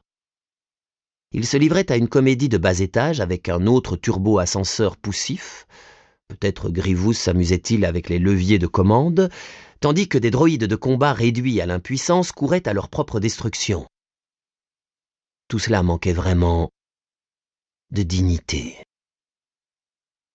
Puis-je vous suggérer, maître, de laisser encore une chance à ce Kenobi? L'appui d'un Jedi de cette droiture serait un atout inestimable pour la légitimité politique de notre empire. Ah, Kenobi, en effet, ronronna son maître d'une voix de velours. Il y a longtemps que vous vous intéressez à Kenobi, n'est-ce pas? Bien sûr. Son maître était mon padawan. D'une certaine façon, il est un peu mon petit-fils. Il est déjà trop âgé, trop endoctriné, à jamais corrompu par les faibles Jedi. Nous avions pourtant réglé les choses sur Geonosis. Servir la force est la seule chose qui compte pour lui. Face à de telles convictions, la réalité n'est rien. Dooku soupira. Pour lui, ce ne serait pas un problème. Il avait déjà ordonné la mort du maître Jedi. C'est juste. Nous avons beaucoup de chance que je ne me sois jamais bercé de telles illusions. Kenobi doit mourir aujourd'hui même de votre main. Sa mort est le verrou ultime par lequel nous enchaînerons à jamais Skywalker. Dooku comprit. Non seulement la mort de son mentor romprait l'équilibre émotionnel déjà très fragile de Skywalker, le faisant basculer vers ses plus noirs penchants, mais elle ferait disparaître le plus grand obstacle à sa conversion. Tant que Kenobi serait vivant, rien ne pourrait garantir que Skywalker serait indéfectiblement attaché au camp des Sith. La foi inébranlable que Kenobi vouait aux valeurs Jedi entretiendrait l'aveuglement de Skywalker et les entraves Jedi sur ses vrais pouvoirs. Dooku avait quand même des réticences. Tout cela s'était fait trop rapidement. Sidious avait-il pris en compte tout ce qu'impliquait cette opération? Pourtant, maître, Skywalker est-il vraiment l'homme que nous voulons? Il est puissant. Il l'est même potentiellement plus que moi. C'est précisément pour ça que je ferais peut-être mieux de le tuer plutôt que l'autre, fit Dooku méditatif. Es-tu certain d'y arriver? De grâce. À quoi servirait un pouvoir qui ne serait pas structuré par la discipline? Ce garçon représente autant un danger pour lui-même que pour ses ennemis. Et ce bras mécanique, fit Dooku avec une moue d'un dédain tout aristocratique, c'est vraiment répugnant. Si tel est votre point de vue, vous auriez dû épargner son bras. Dooku fit un petit geste de la main comme pour chasser cette idée. Certes, mais un gentleman aurait appris à se battre avec un seul membre. Il n'est même plus entièrement humain. Chez Grievous, l'utilisation de composants biodroïdes est excusable. Il était tellement abject à la base que cela constitue plutôt une amélioration. Mais un mélange d'êtres humains et de droïdes, c'est épouvantable. Le comble du mauvais goût. Comment peut-on justifier une association avec un personnage pareil? J'ai vraiment de la chance, susurra son maître, et sa voix de velours se fit encore plus douce, d'avoir un apprenti qui estime justifié de me sermonner. Dooku leva un sourcil. Je suis peut-être allé un peu trop loin, maître, fit-il sans se départir de sa grâce habituelle. Je ne critique pas le moins du monde. Je me contente d'observer. Le bras de Skywalker le rend encore plus parfait pour ce qui nous intéresse. Il est le symbole permanent des sacrifices qu'il a accomplis au nom de la paix et de la justice. C'est la médaille de l'héroïsme qu'il arborera aux yeux de tous jusqu'à la fin de ses jours. En le voyant, qui pourrait douter de son honneur, de son courage, de son intégrité? Il est parfait ainsi. Parfait. Maintenant, Seigneur Comte, reste à savoir s'il est capable de transcender les limites artificielles de son endoctrinement Jedi. Et c'est précisément pour le découvrir que nous avons échafaudé l'opération d'aujourd'hui. Dooku n'avait rien à répondre. Le Seigneur Noir l'avait introduit à des niveaux de pouvoir qui dépassaient ses rêves les plus fous. En politique, Sidious était un manipulateur si machiavélique que ses talents passaient pour ridiculiser la puissance du côté obscur même. On disait que chaque fois que la force fermait une écoutille, elle ouvrait un hublot, et que chaque fois qu'un hublot s'était entrouvert au cours des 30 dernières années, un seigneur noir des Sith était déjà assis sur le bastingage et lorgnait par l'entrebâillement, scrutant, supputant le meilleur moyen de s'insinuer à l'intérieur. Améliorer le plan de son maître était quasiment impossible. Il devait bien reconnaître que son idée à lui, Maître Kenobi à la place de Skywalker, était le pur produit d'un sentimentalisme parasite. Skywalker était certainement l'homme idéal pour ce genre de situation. Il y avait de quoi. Dark Sidious avait passé un nombre considérable d'années à faire en sorte qu'il le soit. Le test d'aujourd'hui tirerait un trait sur le « certainement ». Il n'y avait aucun doute que Skywalker succomberait. Dooku comprenait que l'opération n'était pas seulement destinée à tester Skywalker. Sidious ne le lui avait jamais dit, mais Dooku était persuadé qu'il était également sur la sellette. En cas de succès aujourd'hui, il prouverait au maître qu'il était lui-même digne du rang de maître. À l'issue du combat de ce jour, il aurait initié Skywalker à l'incommensurable gloire du côté obscur, tout comme Sidious l'avait initié. Il n'envisageait pas l'éventualité d'un échec. Pourquoi échouerait-il? Pardonnez-moi, maître. Mais quand même, une fois Kenobi tombé sous ma lame, êtes-vous certain que Skywalker acceptera mon autorité? Reconnaissez que sa biographie offre peu d'exemples de son obéissance. Le pouvoir de Skywalker draine avec lui beaucoup plus que de la simple obéissance. Il s'accompagne de créativité et de chance. Le talent d'un Grievous, par exemple, ne nous intéresse pas. Même les crétins bornés du Conseil Jedi y voient assez clair pour le comprendre. Ils se contentent de lui dire quoi faire, ils n'essaient même plus de lui dire comment. Et il trouve un moyen. Il l'a toujours trouvé. Dooku opina. Pour la première fois depuis que Sidious lui avait révélé les subtils dessous de sa carte maîtresse, Dooku crut pouvoir se détendre suffisamment pour imaginer l'issue des événements. La capture héroïque du comte Dooku ferait d'Anakin Skywalker le héros suprême, le plus grand héros de toute l'histoire de la République et peut-être de l'ordre Jedi lui-même. La perte de son compagnon bien-aimé ajouterait exactement un parfum de nostalgie. Une petite pointe de piment tragique à chacune de ses paroles, lorsque l'Holonet diffuserait ses interviews dénonçant la corruption du Sénat comme un élément perturbateur de l'effort de guerre, lorsqu'il insinuerait délicatement, très délicatement, presque à contre-cœur, que la corruption de l'ordre Jedi prolongeait la guerre même. C'est alors qu'il annoncerait la création d'un nouvel ordre guerrier utilisant la force. Il serait le parfait général de l'armée Sith. Dooku ne put que secouer la tête d'effroi et dire que quelques jours auparavant seulement, les Jedi semblaient sur le point de dévoiler, voire de détruire, tout ce à quoi son maître et lui-même avaient œuvré. Mais il n'aurait jamais dû avoir peur. Son maître n'échouait jamais et n'échouerait jamais. Par définition, il était invincible. Comment peut-on défaire un ennemi qu'on prend pour un ami?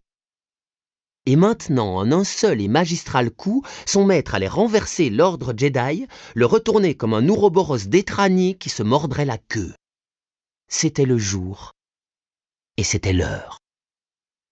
La mort d'Obi-Wan Kenobi signerait la mort de la République. Ce jour verrait la naissance de l'Empire. Tyrannus, ça va? Dooku réalisa que ses yeux s'étaient embués. Je suis... Oui, mon maître. Ça va mieux que bien. Aujourd'hui, cet apogée, ce grand final, l'aboutissement de toutes vos années de travail, je me sens un peu dépassé. Du calme, Tyrannus. Kenobi et Skywalker sont presque à notre porte. Joue ton rôle, mon disciple, et la galaxie est à nous. Dooku se redressa et pour la première fois il regarda son maître dans les yeux. Dark Sidious, le seigneur noir des Sith, était assis dans le fauteuil du général, enchaîné par les poignets et les chevilles. Dooku s'inclina devant lui. « Merci, chancelier. » Palpatine de Naboo, le chancelier suprême de la République, répondit « Retirez-vous. Ils sont ici. »